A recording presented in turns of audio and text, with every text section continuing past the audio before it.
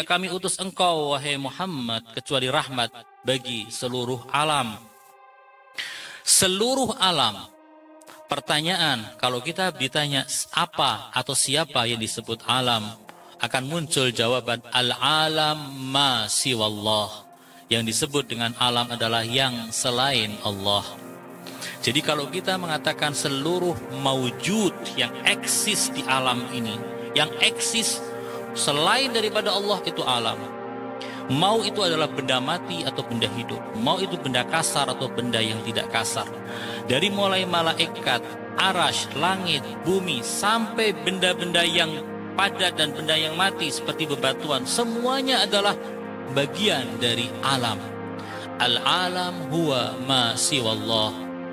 Alam adalah selain daripada Allah. Jika Allah Subhanahu wa ta'ala menyebut nabinya Muhammadul Mustafa sallallahu alaihi wa alihi wasallam dengan firman-Nya, "Wa ma arsalnaka illa rahmatan."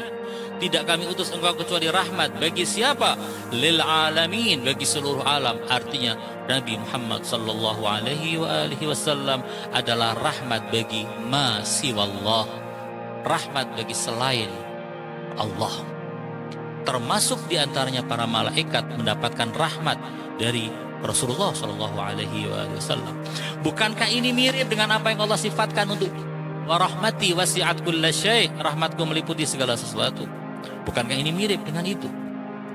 Ketika Allah Subhanahu Wa Taala menyebutkan sisi rahmat yang kedua, yaitu rahmatnya yang rahim, yang hanya diperuntukkan untuk orang-orang mukmin, ternyata Allah Subhanahu Wa Taala juga mengenalkan rahmatnya Nabi Muhammad, ada rahmat yang khusus diberikan kepada orang-orang mukmin. Ayatnya kita semua hafal. Kita semua hafal ayat ini. Laqad ja'akum rasulun min anfusikum azizun 'alaihi ma 'anittum harisun 'alaikum bil mu'minina raufur rahim. Rasulullah itu punya sifat rauf dan rahim, penyayang kepada siapa? Kepada orang-orang mukmin. Berarti Rasulullah punya rahmat yang sedemikian besar kepada orang mukmin. Pertanyaannya, apakah ini bertentangan dengan rahmatnya Rasulullah yang untuk alamin? Jawabannya tidak. Ini adalah dua jenis rahmat yang berbeda. Sama seperti Allah Subhanahu wa taala. Mungkin kata sama keliru kalau saya katakan.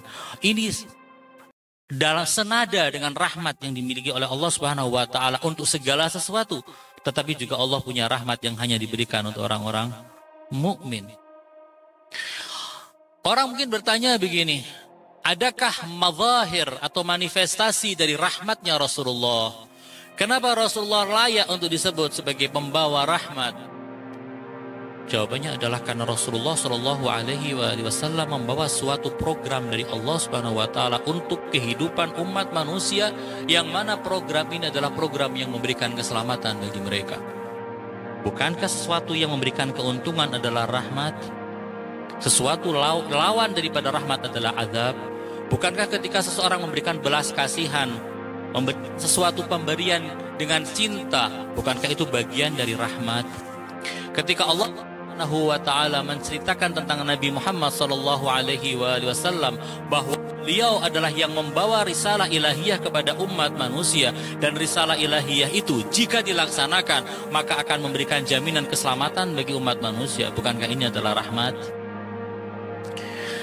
Rahmat yang ditunjukkan yang kedua adalah Rasulullah Shallallahu Alaihi Wasallam mengenalkan kepada kita manusia-manusia yang harus menjadi teladan dan panutan sepeninggal beliau, para imam ma'sumin alaihimussalam, yang mana mereka juga rahmat.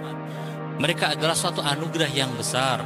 Ketika orang di tengah kebingungan wafatnya Rasulullah, keberadaan manusia-manusia agung yang telah dikenalkan oleh Nabi kepada umat, rahmat.